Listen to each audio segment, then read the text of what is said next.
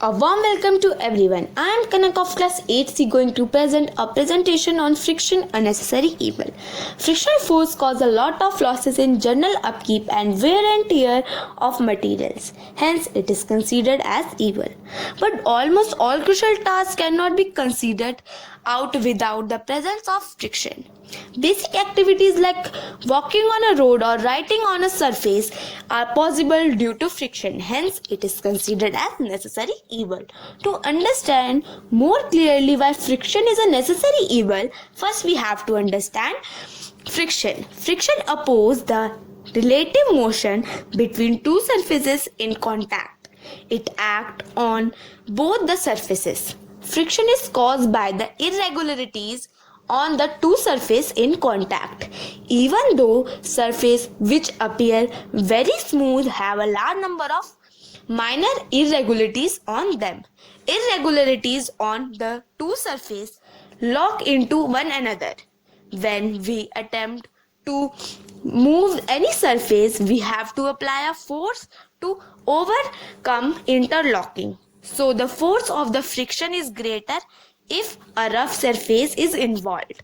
Friction force also depends on the weight of the object. As the weight increase, interlocking of irregularities in the two surfaces, lesser the weight, lesser the friction force.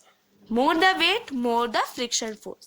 Friction force are of three types: static friction, sliding friction, rolling friction. Static friction, the force required to overcome friction at the instant an object start moving from rest, is a measure of static friction. Sliding friction, the force required to keep the object moving with the same speed, is a measure of sliding friction. Rolling friction, when one body rolls over the another body, rolling friction comes into play. Rolling friction is smaller than sliding friction. Friction force is necessary in our day-to-day life.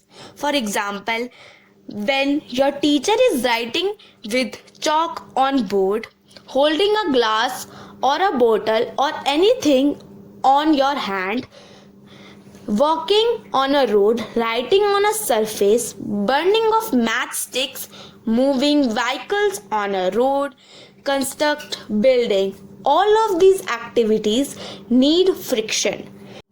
We can increase or decrease frictional force according to our need. Soles of our shoes or tires are grooved for better grip on the floor or road so that we can move safely.